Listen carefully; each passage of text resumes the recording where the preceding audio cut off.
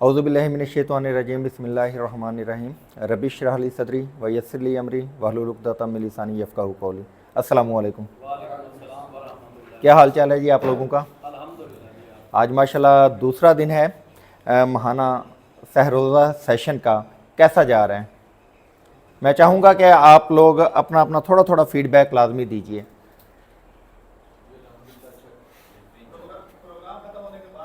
वो तो होगा, चलें थोड़ा सा अभी भी दे दें ताकि जो लोग लाइव सुनेंगे हमें उनको भी पता चल जाए।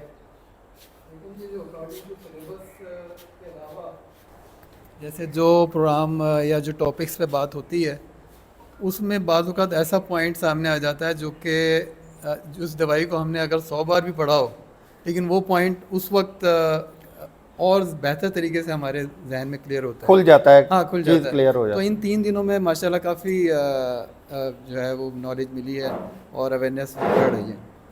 आप हैप्पी और सेटिस्फाइड हैं? बहुत बहुत। तो खेड़ा साहब के लिए और पूरी मैनेजमेंट के लिए एक मरतबा भरपूर क्लैप होनी जी चाहिए। बिल्कुल। अच्छा, अगर ये भरपूर है ना तो फिर तो अल्लाह ही हाफ़िज़ है।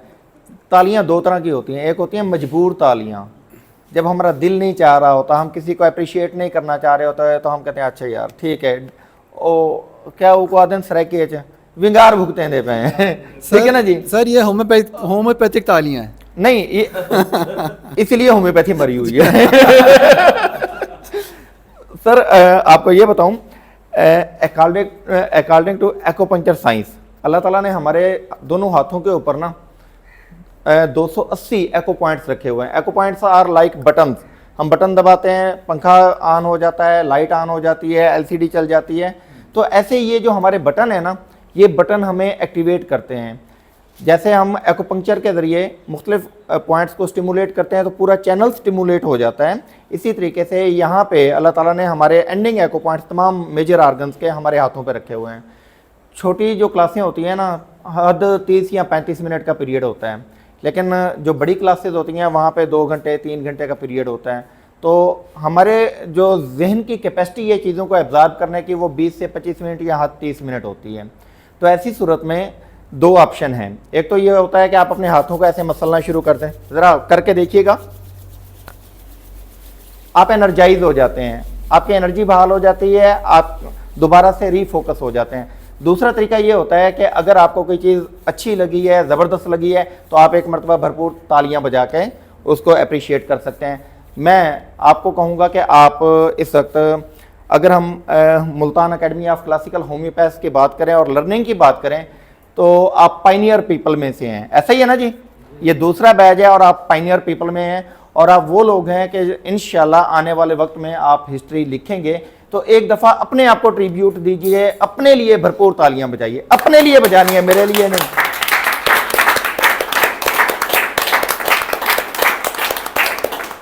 ये हुई हैं भरपूर तालियां। हाँ, तो हमने सोए हुओं को तो उठाना है, आपने खुद सो जाना है, साथ वाले को नहीं सोने देना, बस आपने ये काम करना है। ठीक हो गया सर? हाँ हाँ, जो सो रहे हैं उनको उठना चाहिए ना, क्लास शुरू हो गई है। अच्छा, ये तो थी अपने लिए। तालियां बजाने का मतलब क्या होता है? हम किसी को रेस्पेक्ट दे रहे हैं, किसी को रिगार्ड दे रहे हैं, किसी को इज्जत दे रहे हैं, ठीक है ना जी, किसी की हौसला अफजाई कर रहे हैं। तो क्या ख्याल है जो कदम खेड़ा साहब और सरपरस्त आला जनाब लंगार साहब ने और डॉक्टर बनारस खान साहब ने जिस काम का जिम्मा उठाया, बीड़ा उठाया, क्या ख्याल है वो खिराज के मुस्तहिक हैं या नहीं? तो हम उनको तालियों की सूरत में खिराज पेश करते हैं। बहुत शुक्रिया आप लोगों का कोऑपरेशन का और बात को समझने का। तो स्टार्ट करते हैं जनाब। आज का हमारा टॉपिक है कॉन्स्टिपेशन, कब्ज़। शेख अबू अली सीना के मुताबिक कब्ज़ उम्मुल अमराज है। 120 बीमारियों की बुनियादी वजह कब्ज़ है। 120 बड़ी बीमारियां जिनमें हार्ट अटैक, शुगर, फालिज, दिल के अवारदात और मुख्तलिफ बड़ी बीमारियां, बवासीर वगैरह हो गई, इनकी रूट काज में आपकी कॉन्स्टिपेशन आती है। कॉन्स्टिपेशन होती क्या है, इसको मैनेज कैसे करना है और होम्योपैथी किस तरीके से कॉन्स्टिपेशन के पेशेंट्स को ट्रीट करती है, इसके ऊपर थोड़ी सी बात करेंगे।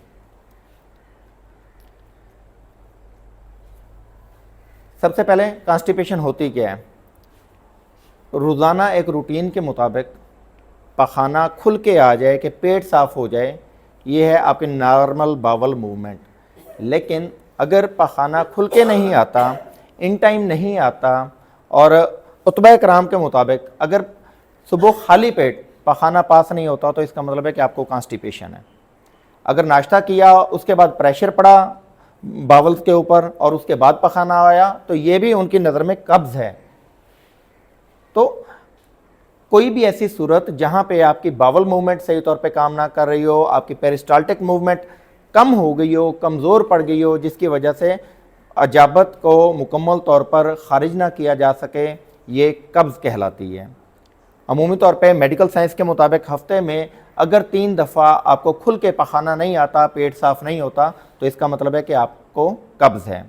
और रिसर्च ये बताती है, मेरे ख़्याल में ये कम है लेकिन फिर भी हम इसको मनोवन तस्लीम करते हैं कि दुनिया की 20% आबादी जो है वो क्रॉनिक कॉन्स्टिपेशन का शिकार है। ज़िद्दी किस्म की कब्ज़ का शिकार दुनिया की आबादी का 20% है। इसकी अक़साम, 2 बुनियादी अक़साम है इसकी। सबसे पहले प्राइमरी किस्म है, इसमें कोई भी ऐसी वजह जिसका आपको पता ना चले, उसमें लाइफस्टाइल डिसऑर्डर हो सकता है, नींद की कमी हो सकती है, हेक्टिक लाइफ शेड्यूल हो सकता है, आप ट्रैवल में हैं, उस सूरत में खाने पीने की कमी या ज़्यादती की वजह से अगर मामलात आते हैं तो इसको हम प्राइमरी कॉन्स्टिपेशन कहेंगे। इसमें क्या होता है कि आपकी वक्ती तौर पे बावल मूवमेंट जो है वो थोड़ी स्लो या डिस्टर्ब या इंटरप्ट हो जाती है, तो इसको मैनेज किया जा सकता है। अगर आप थोड़ा सा रिलैक्स कर लेते हैं, नींद अच्छी कर लेते हैं, गर्म दूध पी लेते हैं और या डाइट में थोड़ी सी तब्दीली ले आते हैं तो आप इसको मैनेज कर सकते हैं। दूसरे नंबर पे है सेकेंडरी कॉन्स्टिपेशन।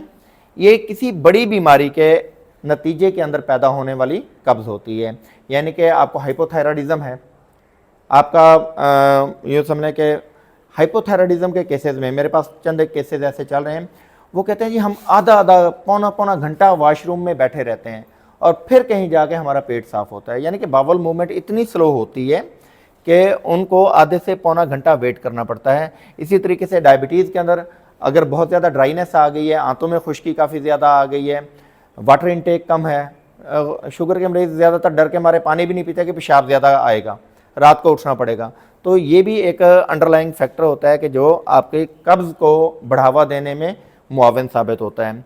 इसी तरीके से कुछ स्पेसिफिक मेडिसिन ऐसी होती हैं जो कि हाइपर ब्लड प्रेशर, शुगर या दिल के अवारदात के हवाले से या हाइपोथायराइडिज्म को मैनेज करने के लिए पेशेंट इस्तेमाल कर रहा होता है, तो वो भी एक काज होती है कब्ज़ पैदा करने की। क्लियर हुआ जी? तो यहाँ तक हमें पता चला कि 2 तरह की कब्ज़ होती है, एक प्राइमरी और दूसरी सेकेंडरी। तो जब हमें बुनियादी चीज़ों के बारे में पता चल जाएगा तो हम पेशेंट को ज़्यादा अच्छे तरीके से ट्रीट करने के काबिल हो जाएंगे।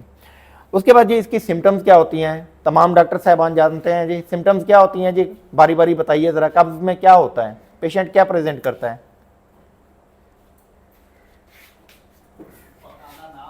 पखाने की हाजत नहीं होती, एक कैफियत है जी। और हाजत होती है, वॉशरूम जाता है, थोड़ा सा पखाना खारिज होता है, मुकम्मल तौर पे पेट साफ नहीं होता। ज़बरदस्त जी। और शाबाश शाबाश, हमने मिलजुल के सीखना है, ये सीखने और सिखाने का अमल है, 50-50 की गेम है ये। तो बताइए प्लीज़ जी, और क्या होता है? पखाना करने के लिए बहुत ज़्यादा ज़ोर लगाना पड़ता है, ठीक है जी। और इसी तरीके से बाज़ औक़ात ऐसा होता है कि पेट मुकम्मल तौर पे साफ़ नहीं होता, पेट में गैसेस बनती हैं, डिस्कम्फर्ट फील होता है, पेट में बाज़ औक़ात दुखन का एहसास होता है, बाज़ औक़ात ब्लॉटिंग होती है, बाज़ औक़ात गुड़ की आवाज़ें आती हैं, रंबलिंग होती है, क्योंकि गैसेज अंदर ही वो फर्मेंटेशन हो रही होती है, अंदर ही अंदर गैसेज जमा हो रही होती हैं, गैसेज मुकम्मल तौर पे पास नहीं हो पा रही होती।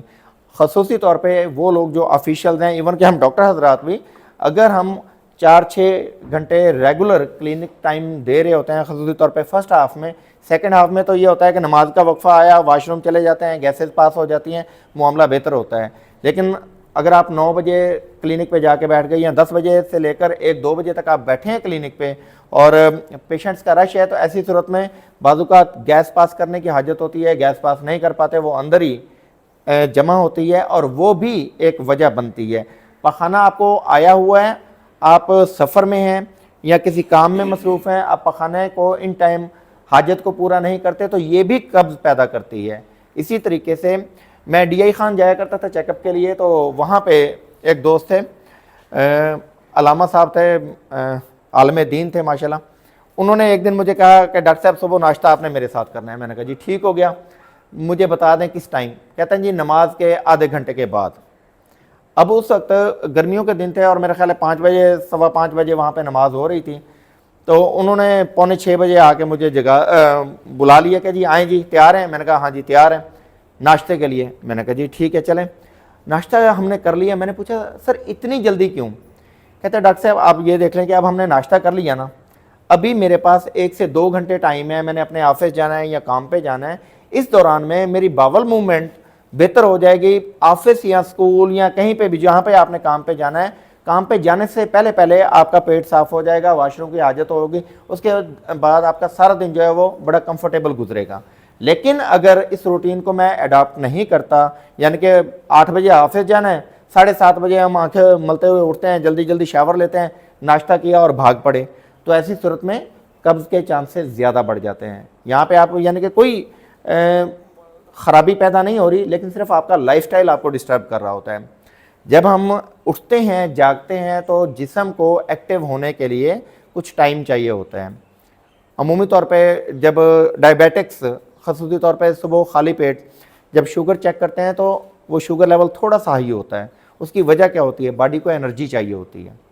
तो कहा यह जाता है कि जागने के कम से कम 1 से 2 घंटे के बाद आपको शुगर लेवल चेक करना चाहिए। और एक और रिसर्च ये बताती है कि अगर आपने शुगर चेक करनी है, सुबह, दोपहर और रात 3 टाइम की शुगर चेक करें, टोटल को जमा करें, 3 पे तकसीम कर दें, जो जवाब आएगा वो आपकी एवरेज शुगर होगी। अगर आपने 2 दफ़ा चेक की है तो फिर उसको जमा करके 2 पे तकसीम कर दें, वो आपकी एवरेज शुगर लेवल होगा। ये नहीं है कि आपने सुबह को शुगर चेक की है, 10-20 पॉइंट्स आपकी अगर बढ़ी हुई है तो आप इंसुलिन लगा लें या फौरी तौर पे गोली खा लें, ये तरीक़ेकार गलत है। तो अमूमी तौर पे शाम को खाली पेट अगर शुगर आप चेक करते हैं तो वो ज़्यादा ऑथेंटिक वे है। ये चंद एक सिम्टम्स हैं कॉन्स्टिपेशन के हवाले से। अब चूँकि ये एक उम्मुल अमराज है, इसलिए मैं बाकी चीज़ों को भी थोड़ा थोड़ा टच दे रहा हूँ। बात ख़त्म हो रही है ना सर? ओके। अच्छा, इसकी कॉम्प्लिकेशंस में क्या होता है जी? अगर कब्ज़ को प्रॉपर वे से ट्रीट ना किया जाए तो पहला मसला बादी बवासीर होती है। अगर बादी बवासीर में क्या है जी? पखाना रगड़ खा के आता है, एनल कैनाल को रगड़ता हुआ आता है, ज़ोर लगाना पड़ता है, स्ट्रेनिंग होती है। तो जब रगड़ खा के आता है, बार बार रगड़ खाएगा तो वहाँ पे इन्फ्लेमेशन होगी, स्वेलिंग होगी। आपने उसको ट्रीट नहीं किया, इग्नोर कर दिया, चीज़ों को वक्ती तौर पे मैनेज करना शुरू कर दिया तो कुछ अरसा ऐसे चलेगा। लेकिन जब ये कंडीशन मज़ीद वर्स होगी तो स्टूल पास करने के बाद हल्का फुल्का एनस पर नमी का एहसास आपको फील होगा, जैसे कि हल्का हल्का सा पानी सा रिश्ता है। आपने इसको भी लेट गो कर दिया, इग्नोर कर दिया, कोई मसला नहीं है जी, ठीक है, इट्स ओके, खाया पिया बहुत अच्छा है, हाजमा भी हो गया, नींद भी ठीक है, कोई फ़र्क नहीं पड़ रहा, तो हल्की फुल्की जलन का एहसास आपको शुरू हो जाएगा पखाने के दौरान में या पखाने के बाद, जो कि 5-7-10 मिनट तक रहेगा और उसके बाद बात ख़त्म हो जाएगी। अच्छा, अगर आपने इस कंडीशन को भी ट्रीट ना किया, अब ये है बादी बवासीर की कंडीशन, अगर आपने इसको ट्रीट ना किया तो फिर इन्फ्लेमेशन मज़ीद बढ़ेगी, म्यूकस मेम्ब्रेन्स मज़ीद इन्फ्लेम होंगी और पखाना जब बार बार मज़ीद रगड़ खा के आएगा तो आपकी एनल कैनाल के अंदर जो आपकी वेन्स हैं जो ब्लड को सप्लाई करती हैं वो रप्चर होना शुरू हो जाएंगी और वहाँ से पखाने के साथ खून लग के आना शुरू हो जाएगा। ये इब्तदाई कैफियत है खूनी बवासीर की। अब अगर आपने इसको भी ट्रीट नहीं किया, यानी कि कोई इतना नहीं आया, आप कहते हैं अच्छा यार कोई बात नहीं, मैं फल खा लेता हूँ, दूध पी लेता हूँ, कोई लैक्सेटिव ले लेता हूँ ताकि कब्ज़ ना हो, तो ऐसी सूरत में आपने उसको इग्नोर कर दिया, फिर से इग्नोर किया। अगर आप इसको कवर अप नहीं करते तो फिर क्या होगा, एक टाइम मज़ीद आगे आएगा कि थोड़ा ज़्यादा मिकदार में ब्लड आना शुरू होगा और जब ब्लड आता है तो ये इंटरनल हेमराइड्स की इब्तदा होती है कि आपके एनल कैनाल के इन साइड पर जो वहाँ पे इन्फ्लेमेशन हुई है वो जब आप स्टूल पास करते हैं वो वेन्स फटती हैं और वहाँ से ब्लड आना शुरू हो जाता है। अगर आपने इसको भी कंसिडर नहीं किया तो एक टाइम आता है कि आपकी बड़ी आंत मज़ीद प्रोलैप्स करती है, ढीली हो जाती है और वो जो मौके होते हैं वो बाहर की तरफ लटकना शुरू हो जाते हैं अंगूरी गुच्छों की तरह। जब पखाना करता है पेशेंट तो वो पहले मौके बाहर आते हैं, शदीद तकलीफ़ होती है, दर्द होता है, वो जब पखाना रगड़ खा के गुजरता है वो मौके फटते हैं, बहुत ज़्यादा ब्लीडिंग होती है, फिर पेशेंट जो है वो हमारे पास भागता है कि हाँ जी इसका हल बताएं जी डॉक्टर साहब मैं बड़ा परेशान हूँ। तो ये वो कैफियत है जब पेशेंट हमारे पास क्लिनिक में आता है कि जी अब मेरा कोई इलाज करें जी, मैं बड़ा परेशान हूँ। सो बेहतर अमल है कि हमें इब्तदा में पेशेंट का इलाज करना चाहिए अगर पेशेंट हमारे पास आता है, और अगर नहीं तो फिर हमें पेशेंट्स को गाइड करना चाहिए।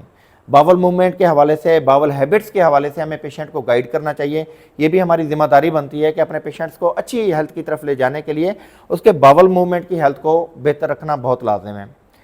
कहा जाता है कि पेशेंट अगर कैंसर का भी शिकार है, अगर उसकी भूख, प्यास, पेशाब और पखाना और नींद ये 5 चीज़ें ठीक हैं तो इसका मतलब है कि वो पेशेंट आपका रिकवर हो जाएगा जो भी दवा दे रहे हैं।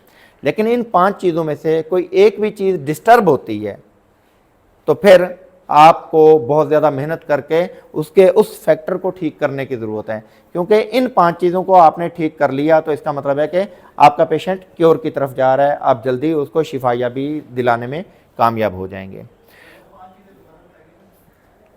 भूख, प्यास, पेशाब, पखाना और नींद। अच्छा जनाब, इसी के साथ की एक और कैफियत है एनल फिशर। पखाना बहुत ज़्यादा लंपी, हार्ड हो, बहुत ज़्यादा ज़ोर लगा के जब पेशेंट उसको इवैक्यूएट करता है तो एनल कैनाल जो है वो फटती है, आपके एनस की लाइनिंग जो है उसमें क्रैक्स पड़ते हैं। इस कंडीशन को कहा जाता है एनल फिशर। बड़ी ही पेनफुल कैफियत होती है ये, पेशेंट ना उठ सकता है ना बैठ सकता है, और पेशेंट की कोशिश होती है कि अल्लाह करे कि अगली दफ़ा पखाने की हाजत ही ना हो, इतनी ये पेनफुल कैफियत होती है। तो इसकी बुनियादी वजह भी क्या हुई जी? कब्ज़। फिर इसी तरीके से एनल फिस्चूला। एनल फिस्चूला भी एक ऐसी कैफियत है जहाँ पे बहुत ज़्यादा जब प्रेशर बिल्ड होता है एनस के ऊपर और पखाना रगड़ खा खा के आता है तो बाज़-औक़ात ऐसा होता है कि वहाँ पे एक अलग से ड्रेनेज लाइन डेवलप होना शुरू हो जाती है, तो उसको कहा जाता है एनल फिस्चूला। वो एनस से थोड़ा सा हट के आधा इंच, 1 इंच, पौना इंच वो हट के अलग से एक सुराख सा बन जाता है। जब पेशेंट स्टूल पास करता है उसके अंदर से कुछ रतूबत, कुछ पस और बाज़-औक़ात जो फिकस मैटर है वो निकलता है। इसको कहा जाता है एनल फिस्चूला। इसकी भी बुनियादी वजह कब्ज़ है, ज़िद्दी किस्म की कब्ज़। इसी तरीके से फीकल इन्फेक्शन, सुद्दे पड़ जाना, आंतों में सुद्दे जमा हो जाते हैं, और वो सुद्दे जमा होने की बुनियादी वजह क्या है कि आपकी जो एनस कैनाल के अंदर या रेक्टम के अंदर जो म्यूकस मेम्ब्रेन्स हैं वो इतनी ड्राई हो जाती हैं कि वो लुब्रिकेट, जितना लुब्रिकेशन चाहिए वो लुब्रिकेट कर नहीं पा रही होती, और उसकी वजह से वहाँ ड्राइनेस की वजह से सुद्दे बनना शुरू हो जाते हैं। अगर पेशेंट वाटर इनटेक भी कम करता है और उसके साथ फाइबर का इस्तेमाल ना होने के बराबर करता है तो ये कंडीशन ज़्यादा वर्स लेवल पर पेशेंट को मुतासर करती है। और इसी तरीके से फिर ये होता है कि पखाने की हाजत कई कई दिन ना होना, हफ्ता हफ्ता, ऐसे भी पेशेंट्स हमारे पास ऑन द रिकॉर्ड। एक तो ओपीएम में आपने पढ़ा होगा कि हफ्ता हफ्ता, 2-2 हफ्ते पेशेंट्स को हाजत ही नहीं होती। मैंने लिटरली ऐसे पेशेंट्स देखे हैं कि जिनको वाकई 14 दिन हो गए हैं, 16 दिन हो गए हैं, उनको अनीमा करना पड़ता है तो उनको मूवमेंट होती है, पखाना आता है, अदरवाइज़ पखाना नहीं आता। तो ये सारी कॉम्प्लिकेशन जो हैं ये किसकी वजह से हैं जनाब? कॉन्स्टिपेशन की वजह से। इसको डायग्नोज करने के हवाले से मुख्तलिफ आप टेक्नोलॉजी का इस्तेमाल कर सकते हैं। आप एक्सरे रेकमेंड कर सकते हैं, आप अल्ट्रासाउंड के ज़रिए देख सकते हैं। एब्डोमिनल अल्ट्रासाउंड अगर आप करवाते हैं तो उसमें भी पता चल जाता है। बहुत ज़्यादा एडवांस पैथोलॉजी है जहाँ पे बाज़-औक़ात ऐसा होता है कि आंतें बल खा जाती हैं, सुद्दे बहुत ज़्यादा हो जाते हैं, पेशेंट कॉम्प्लिकेशन का शिकार होता है। वो जब गैसेज बैक प्रेशर मारती हैं तो पेशेंट को लगता है कि शायद मेरा हार्ट फेल हो जाएगा, मुझे हार्ट अटैक। अक्सर पेशेंट टिपिकली आके कहते हैं डॉक्टर साहब मुझे यहाँ पे दर्द हो रहा है, लगता है कि एंजाइना पेन है, लेकिन एंजाइना होता नहीं है, वो बेसिकली गैसेज की वजह से होता है। और ऐसी सूरत में भी आप मज़ीद ज़्यादा वाज़ेह नताइज हासिल करने के लिए इनमें से कोई भी एक तरीक़ाकार अडाप्ट करके पेशेंट का स्कैन करवा के देख सकते हैं कि अंदर की सूरत हाल क्या है, उसका मैदा, जिगर, गुर्दे, आंतें किस लेवल पे काम कर रही हैं। होम्योपैथी में जी हम क्या करते हैं, हम में क्या ऐसा मुनफरिद है जो एलोपैथ के पास नहीं है? बताइए प्लीज़। इंडिविजुअलाइजेशन। हम इनफरादियत के ऊपर यकीन रखते हैं और हम चाहते हैं कि हमने ये देखना है कि हमारे पेशेंट के अंदर ऐसा यूनिक क्या है जो दूसरे मरीजों में नहीं है। उसी यूनिकनेस की बुनियाद पर हम पेशेंट को कोई सिंगल रेमेडी तजवीज़ करने की कोशिश करते हैं। और क्या है जी हमारे पास?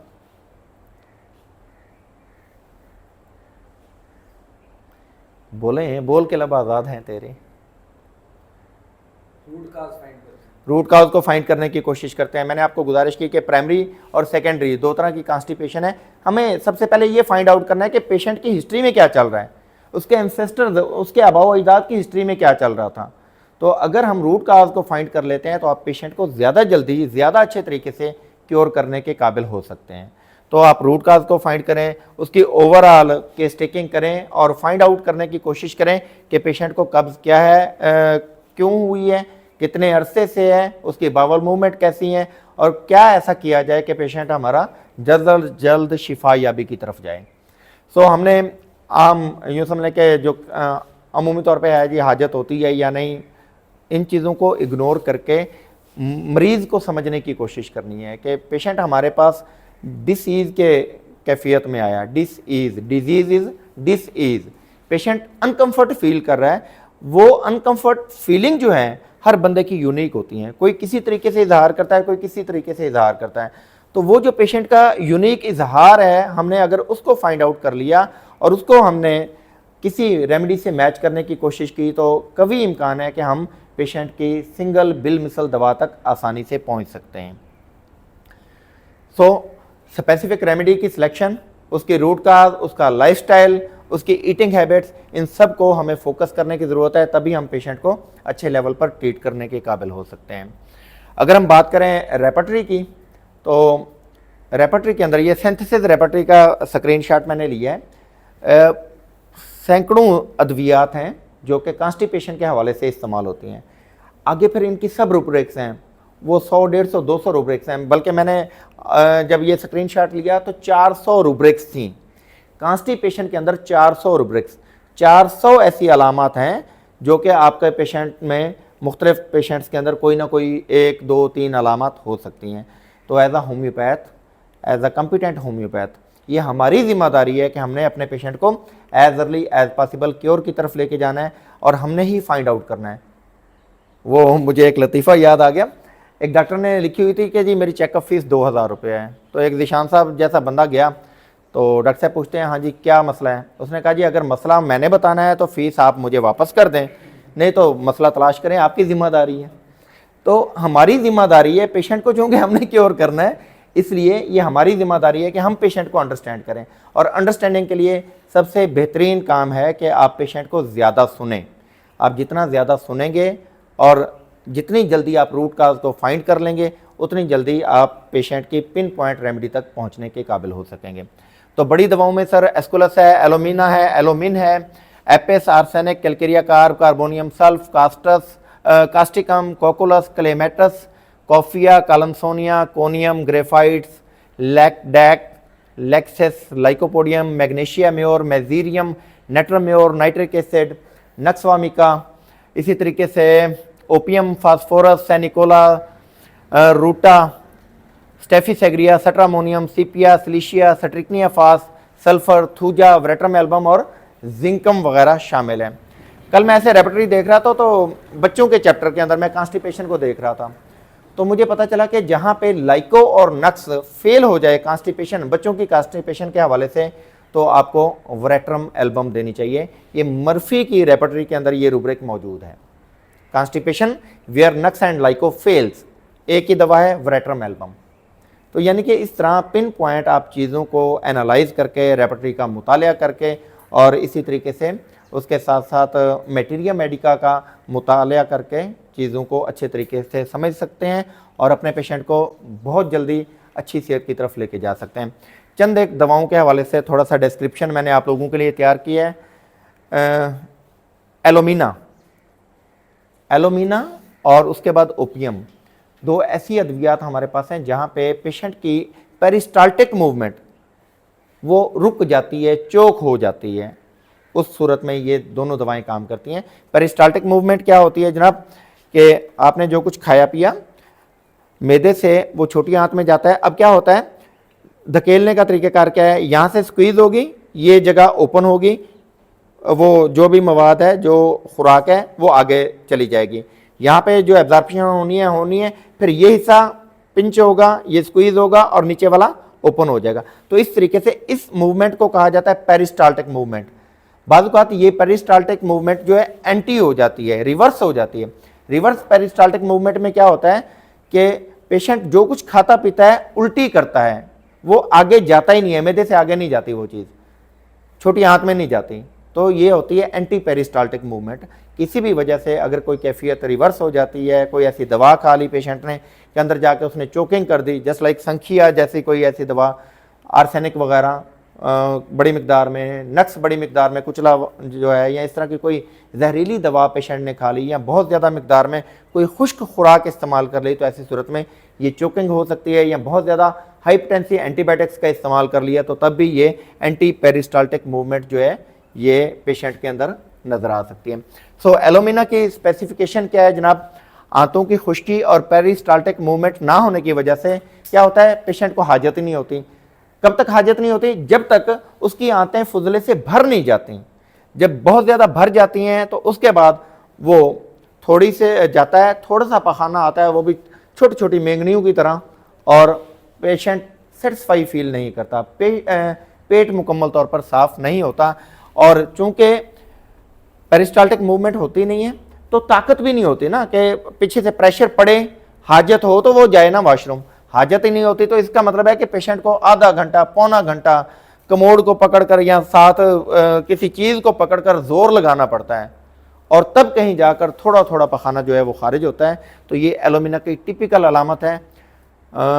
इसमें पखाना सब्ज कलर का भी हो सकता है और इनस में पेन भी करेगा डेफिनेटली। जब इतना हार्ड स्टूल पास होगा, बहुत ज़्यादा प्रेशर के साथ पास होगा, तो पेन तो डेफिनेटली डिवेल्प होगा। ओपियम के पेशेंट को हाजत ही नहीं होती, 2-2 हफ्ते, हफ्ता 10-10 दिन हाजत ही नहीं होती। अच्छा, इस हाजत के साथ ओपियम की टिपिकल अलामत क्या है जी? कोई भी तकलीफ हो उसका इजहार कोई नहीं होता, पेशेंट कंप्लेन कोई नहीं करता, he is relax, she is relaxed, उसको कोई परवाह नहीं है कि अंदर क्या चल रहा है क्या नहीं चल रहा। तो ये टिपिकल अलामत है जहाँ पे उसी कैफियत का दूसरा मरीज़ हाय हाय कर रहा होता है, वो कहता है इट्स ओके डॉक्टर साहब, आई एम फाइन। चोट लग गई है, मरीज़ कहता है कोई मसला नहीं सर जी, तो बाकियां वेख लो, मेरी खैर है। That is opium. तो ऐसे पेशेंट्स को आप ओपियम के ज़रिए उसकी कॉन्स्टिपेशन को ट्रीट कर सकते हैं। इसी तरीके से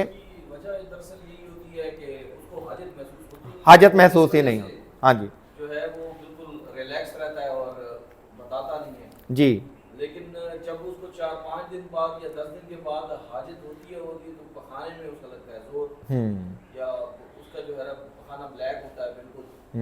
तो उस वक्त जो है फिर उसको तकलीफ महसूस होती है, फिर जो है वो डॉक्टर के पास आता है डेफिनेटली कि मेरे साथ ये प्रॉब्लम है। बिल्कुल ऐसा ही है। सर के लिए एक दफ़ा क्लैप कीजिए, मजबूर नहीं सर, भरपूर तालियां प्लीज़। किसी को रिगार्ड देने का मतलब है कि भरपूर तालियां बजाई जाएं। और टेक्नोलॉजी का इस्तेमाल कौन कौन करता है सर? टेक्नोलॉजी, ये मुख्तलिफ सॉफ्टवेयर आप इस्तेमाल करते होंगे। टेक्नोलॉजी में ये पंखे, लाइट्स भी आ जाती हैं, मोबाइल फ़ोन्स भी आते हैं, सारे करते हैं ना। तो इस सेशन से मैक्सिमम इस्तिफ़ादा हासिल कौन कौन करना चाहता है? सभी करना चाहते हैं। तो एक रिक्वेस्ट है, टेक्नोलॉजी का इस्तेमाल कीजिए। टेक्नोलॉजी, सीधे होकर बैठ जाएं, कंधे सीधे कर लें। तो प्लम्बम मेट, ये तीसरी दवा है। ख़ुसूसी तौर पर बूढ़े लोगों में ये कैफियत डिवेल्प होती है, जहाँ पे पेशेंट खून की कमी का शिकार होता है, खुश्की का शिकार होता है, ग़िज़ाई किल्लत का शिकार होता है, तो उसकी म्यूकस मेम्ब्रेन में बहुत ज़्यादा ड्राइनेस पैदा हो जाती है। तो ऐसी सूरत में प्लम्बम मेट दवा बनती है, जहाँ पे पेशेंट को हाजत तो होती है लेकिन पखाना नहीं आता, ज़ोर लगा नहीं पाता, स्ट्रेनिंग होती है, और बाज़-औक़ात जो है आंतों में बल पड़ना शुरू हो जाते हैं। तो ये उसकी बड़ी ज़बरदस्त दवा है। पिछले दिनों मेरे पास एक अम्बलाइकल हर्निया का पेशेंट आया। उसने क्या किया जी, अपने तरीके से वो मैनेज करने की कोशिश कर रहा था। नाफ बाहर निकल आती थी, वो उसको अंदर चढ़ाने की कोशिश करता था कि यार ये बस मैनेज हो जाए। हुआ क्या कि वो आंत बल खा गई और शदीद तकलीफ़ की सूरत में जो है किसी और डॉक्टर के रेफरेंस से मेरे पास आया।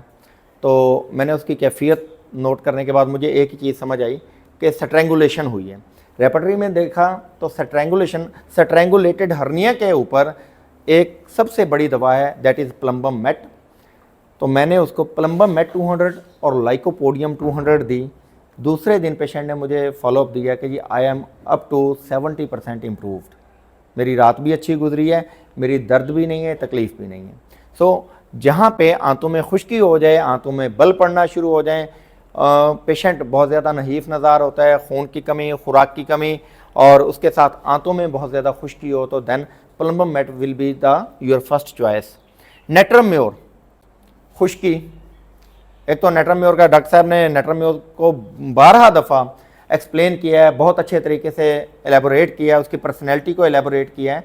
तो नेट्रम्योर चूँकि ओपन नहीं होता, इंट्रोवर्टेड पर्सनैलिटी होती है, तो यहाँ पे नेट्रम्योर तो ऐसा बंदा है ना कि अगर सफ़र में है, उसको वॉशरूम की हाजत है, तो सरेआम जब तक उसको वॉशरूम नहीं मिलेगा वो स्टूल पास नहीं करेगा या पेशाब करने नहीं जाएगा, यानी कि वो इतना शाय होता है इस हवाले से। तो उसकी अगर कब्ज़ हो तो उसमें पखाना बड़ी मुश्किल से खारिज होता है, वो अगर ट्रैवल में है खसूसी तौर पे, तो ये होता है। उसके अंदर भी चूँकि खुश्की बहुत ज़्यादा होती है, साल्टी फूड की उसको डिज़ायर ज़्यादा होती है, और ड्राइनेस उसके होंठों से टपक रही होती है कि होंठ ड्राई होकर क्रैक हो जाते हैं। तो वहाँ पे आप नेट्रम्योर को इस्तेमाल करवा के अच्छे नताइज हासिल कर सकते हैं। मकसद आपको यहाँ पे ये दवाइयाँ बताना या टिपिकली ऐसी अद्वियात बताना नहीं है कि जो मैंने बता दी है वो हरफ़े आखिर है। सिर्फ आपको एक ओवरव्यू देना है कि जिस तरीके से ये हमने चीज़ों को कंपाइल किया है, आप अपनी प्रैक्टिस में पेशेंट को अंडरस्टैंड करें, उसके मिजाज को अंडरस्टैंड करें, वो जो प्रेजेंट कर रहा है उन सिम्टम्स को अंडरस्टैंड करके जल्द ही किसी बिल मिसल दवा की तरफ पहुँच सकते हैं। हाइड्रास्टस कब्ज़ और उसके साथ आंतों के अंदर इतनी पावर नहीं होती कि पेरिस्टाल्टिक मूवमेंट डेवलप हो सके। इसके जब हाइड्रास्टस का पेशेंट आएगा तो कब्ज़ के साथ वो सर दर्द की शिकायत करेगा कि धीमा धीमा सर में दर्द होता रहता है जी, ज़ुबान उसकी मैली होती है, बहुत ज़्यादा वो बार बार जुलाबावर अद्वियात इस्तेमाल करता है, तो उसकी वजह से भी ड्राइनेस वगैरह उसके अंदर पैदा होती है और वो पेशेंट कॉम्प्लिकेशन का शिकार होता है। ऐसे मरीज़ों में अक्सर बलगम और केरे के भी वारदात हो सकते हैं। पोडोफाइलम शीरखार बच्चे जिनको बार बार कब्ज़ हो जाती है या बार बार मोशन लग जाते हैं, यानी कि कब्ज़ और मोशन अल्टरनेट हो रहे हों, तो ऐसी सूरत में पोडोफाइलम एक अच्छी दवा है। दांत निकलने का ज़माना हो और उस वक्त कब्ज़ हो, तो ऐसी सूरत में Podophyllum is the best remedy. It's okay sir, thank you. पखाना बहुत ज़्यादा बदबूदार होता है। इवन के पोडोफाइलम के असहाल के बारे में भी ये कहा जाता है कि अगर बच्चे ने कमरे में पोटी कर दी है, आप धो भी लेते हैं तो तब भी स्मेल नहीं जाती, इतना बदबूदार पखाना होता है, और ये डिफ़र करता है इसको बाकी अद्वियात से। तो इस हवाले से आप इस कीप नोट सिम्टम को मद्देनज़र रख के पेशेंट को अच्छी सेहत की तरफ ले जाने में मददगार साबित हो सकते हैं। इसी तरीके से जब किसी और बीमारी के नतीजे में कब्ज़ पैदा होती है तो उस सूरत में मुख्तलिफ अद्वियात हैं। जैसे अगर पेशेंट एक आपके पास ऐसा आया जिसको दिल के वारदात हैं, ऑलरेडी वो कोई ब्लड थिनर्स इस्तेमाल कर रहा है या कोई और ऐसी कार्डियोवैस्कुलर डिजीज़ के हवाले से ऐसी अद्वियात इस्तेमाल कर रहा है जो उसके कार्डियोलॉजिस्ट ने उसको एडवाइज़ किए हैं, तो ऐसी सूरत में आप स्पाइजीलिया दे के उसकी कब्ज़ को ठीक कर सकते हैं।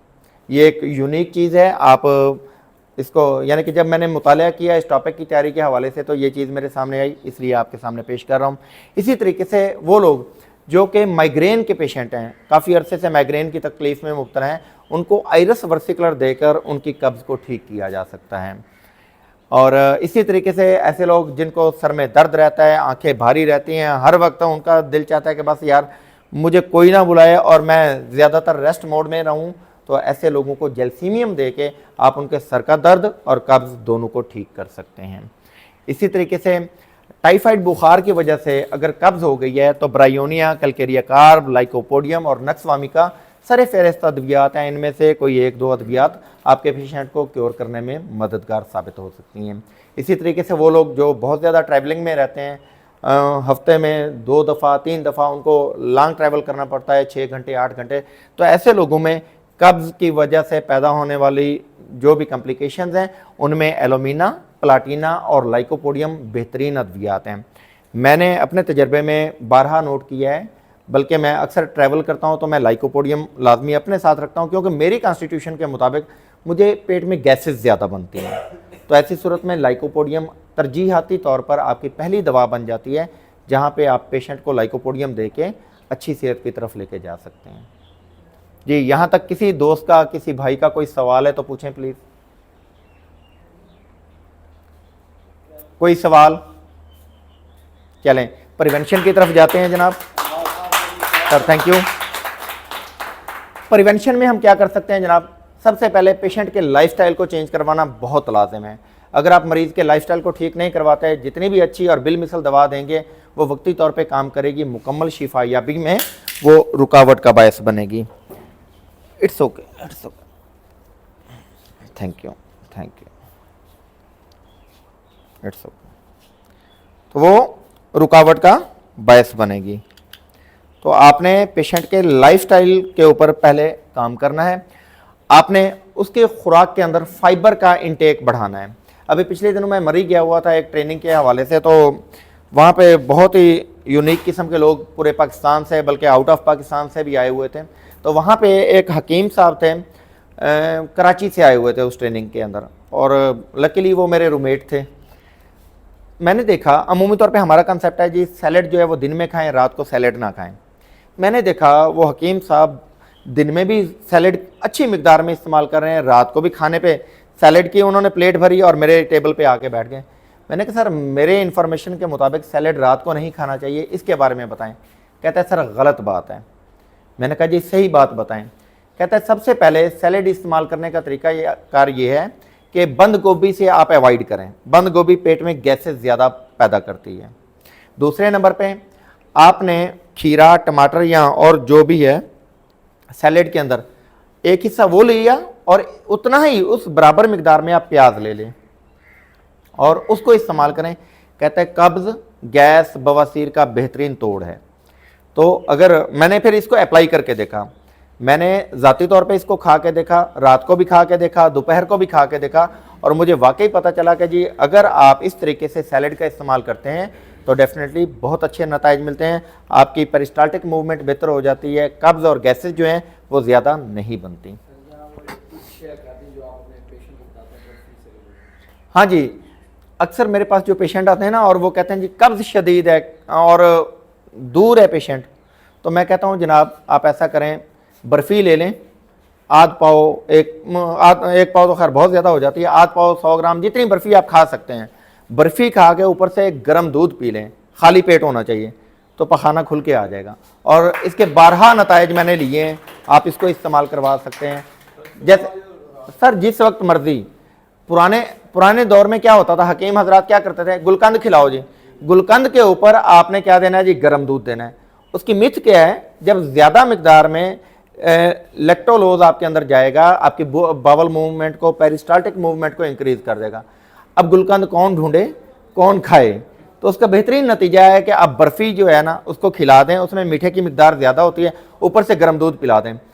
मेरी एक मरीज़ा है, उसने आके मुझे कोई 2-1 महीने बाद अपने बच्चों की दवा लेने आई, तो मुझे कहती है डॉक्टर साहब आपका ये फार्मूला जो है ना बड़ा हिट और फिट है, और मैं तो पहले डर के मारे बर्फ़ी नहीं खाती थी, अब जब से आपने बताया ना मैं दवाई कम बर्फ़ी ज़्यादा खाती हूँ। तो ये एक बहुत ही इफ़ेक्टिव फार्मूला है कब्ज़ को फौरी तौर पे ठीक करने का। एक और भी फार्मूला इसी हवाले से मैंने होम्योपैथिक फ़िलासफ़ी की किसी किताब में पढ़ा था कि पेशेंट अगर आपके पास आया है, उसको कब्ज़ है, तो गर्म दूध के अंदर मिल्क ऑफ शुगर बड़ी मिकदार में उसको मिक्स करके दे दें, उससे भी उसकी कब्ज़ खुल जाएगी। सर ये मुझे नहीं पता मैंने कहाँ पढ़ा है, काफ़ी पुरानी बात है जी सर। डायबिटिक हज़ारों ख्वाहिशें ऐसी कि हर ख्वाहिश पे दम निकले। अब डायबिटीज़ ने खाना भी खाना। सर जी आप डायबिटिक हैं? नहीं हैं? अच्छा चलें, उसके लिए फिर और प्रिकॉशंस है ना, आप सैलेड की तरफ जाएं। डायबिटिक्स के लिए सबसे पहला इलाज है कि वो वॉक करें। अमेरिकन हार्ट सोसाइटी के मुताबिक एक बंदे को एवरेजली 70 घंटे वॉक करनी चाहिए। ठीक है जी, एक हफ्ते से 10 दिन या 15 दिन के अंदर अंदर। और हम देखते हैं अच्छा रोज़ वॉक नहीं कर सकते, कोई मसला नहीं है सर जी, हफ्ते 10 दिन के अंदर अंदर अगर आप रोज़ वॉक पे नहीं जा सकते तो हफ्ते में 2 दिन मखसूस कर लें, लेकिन वो आपने कसर पूरी करनी है, आपने उतनी कैलोरीज बर्न करनी है, तो आपका मसला हल हो जाएगा। दूसरे नंबर पे अगर डायबिटिक पेशेंट है तो आप उसके अंदर खुराक से रोटी निकाल दें, चावल निकाल दें, फाइबर बढ़ा दें और गोश्त बढ़ा दें, तो उसका मसला हल हो जाएगा। जैसे मैंने ये फाइबर का कहा है, सैलड का इस्तेमाल अगर इस तरीके से करवाया जाए तो उसकी कब्ज़ ठीक हो जाएगी, यानी कि वो प्याज और उसके साथ उतनी ही मिकदार में कोई और खीरा, टमाटर वगैरह इन चीज़ों को एडअप कर लेता है तो उसकी कब्ज़ ठीक हो जाएगी।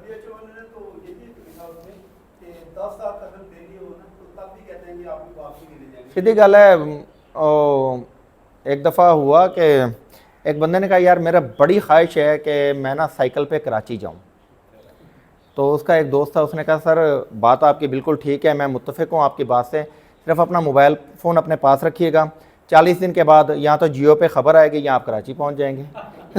तो दोनों सूरतें हैं, आप किस सूरत को अडाप्ट कर सकते हैं, it's all up to you, कि आप जो चीज़ अडाप्ट कर सकते हैं आप उस चीज़ को अमल में लाएँ। एक मरीज़ है उसके जोड़ ही काम नहीं करते, ठीक है जी, और वो डायबिटिक है, वो कहता है चलता हूँ तो मेरी टांगें कांपती हैं, हम उसको कैसे कहें जी 10,000 कदम चल। जी एवरेज, डेफिनेटली एवरेज की बात हो रही है ना जी, नहीं ये बात नहीं है कि एक ही टाइम, एवरेजली यानी कि वो इतना चले तो उसके ये मसाइल हल हो सकते हैं। अच्छा जनाब, हाइड्रेशन, वाटर इनटेक बढ़ाया जाए, सबसे पहले खुराक को बेहतर किया जाए, फाइबर इनटेक को बढ़ाया जाए। अगर पेशेंट जंक फूड या स्पाइसी फूड का इस्तेमाल बहुत ज़्यादा करता है उसको कट ऑफ करवाएं, उसको एक हिस्सा करें और उसको कहें कि शोरबे वाला सालन खाएं।